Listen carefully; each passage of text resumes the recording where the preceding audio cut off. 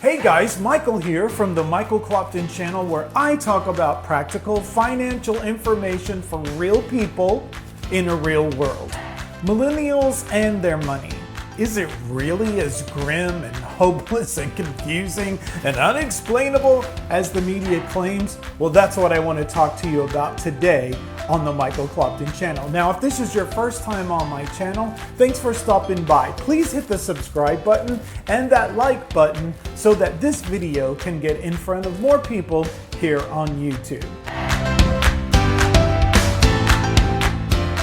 Every generation, be it the silent generation, the baby boomers, the Gen Xers, the millennials, and those yet to come, have had or will have their stereotypes. But because we have such a gigantic magnifying glass on this generation through social medias, through studies, and through the media itself, they have been dubbed the subtitle basement dwellers.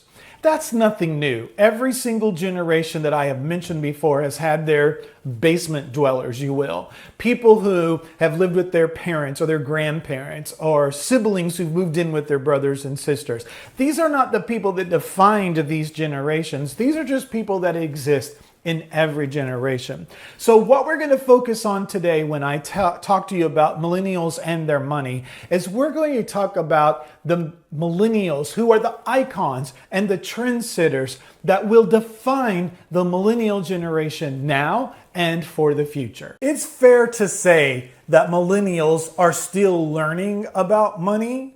But it's also really fair to say that millennials know more about money than most people in the former generations did at the same age. They're also very aware that the landscape is different. The landscape in which they're working with financially is different than generations before. And if you really want to get a grip on, you truly want to understand, and you really want to take advantage of the landscape, then you need to lift your generational glasses and take a look at how these millennials are operating in this landscape and how so many of them are just killing it. If you've been wandering around YouTube, I'm certain that you've come across this guy, Graham Stephan. And I really resonated with him when he started sharing his background, like how he grew up, what his family was like, the paycheck to paycheck mentality, and different things that he dealt with growing up. But Graham has been able to grasp the landscape that he lives in and is just killing it. This guy went from whatever he grew up in to a multimillionaire, and he is a millennial. Go check him out. Another guy that I've been watching is Nate O'Brien, this guy right here. And he is another millennial, and it's just been so fun watching him grow on YouTube and also seeing his story and how he's killing it as well. So look, if millennials can do it and are doing it, if you're in the millennial generation, that opportunity is there for you. And if you're in a previous generation, all you have to do is lift the shades of your generation and look at the opportunities that are uniquely available in this time and space in history. There are so many millennials out there just killing it. Those just happen to be a couple of my favorite that I've been watching. But there are so many out there that there's no way that anybody could accumulate all the names and then put them on a single video. But the opportunity is there. One simple factor that I believe changes or gives these guys standouts and will give you standout and anybody standout is the way that they're thinking based on the landscape that they live in now. And how do they think different about their money? One of the things that they do when they think about money is they think about cash flow as the first priority, then accumulation, or accumulation to create cash flow. Cash flow is the number one thing that it appears that this millennial generation is grasping from the landscape. There was a survey done with millennials, and they were asked if they thought that owning a house was important, and it was at the top of the list for the millennials. However, 82% of those people surveyed said that owning a house so they could rent it out and create cash flow was more important than actually owning the house for them to live in.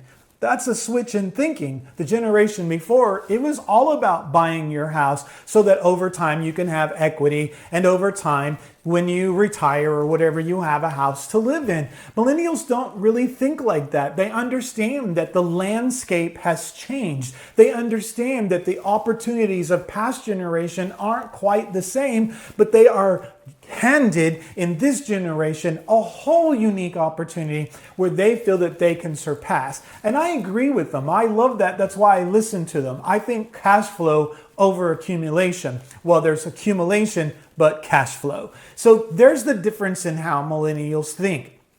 Cash flow. That's what you're looking for. In your former generations, in your jobs, you would have had pensions, or you would have had 401ks, and you might have had employer matches. While those are still available, pensions if you have a government job, and matching in 401ks are actually becoming less and less and less, although there are some availability out there. They see that that is not the be-all and the end-all. What would it mean to you if you could create a cash flow that served you now and took care of you now, as well as way into your retirement time, that left you free to do the things that you loved, whether it be things that you loved at work, whether it's be trips that you like to go to, or spending time on things that have great value to you. So cash flow over accumulation, that's the biggest thing you're going to see different, I believe, in this millennial generation. The icons and the trendsetters, they are setting the definition for this millennial generation. And me, I believe that all the other generations before can learn some really good lessons. Thank you for tuning into this video today. And if you found value in this video, please hit the like button and the subscribe button so that you'll know when another video is uploaded to my channel. And who knows, you might learn something too. Thank you again for tuning in today. I'm Michael from the Michael Clopton channel, and I'll see you in the next video.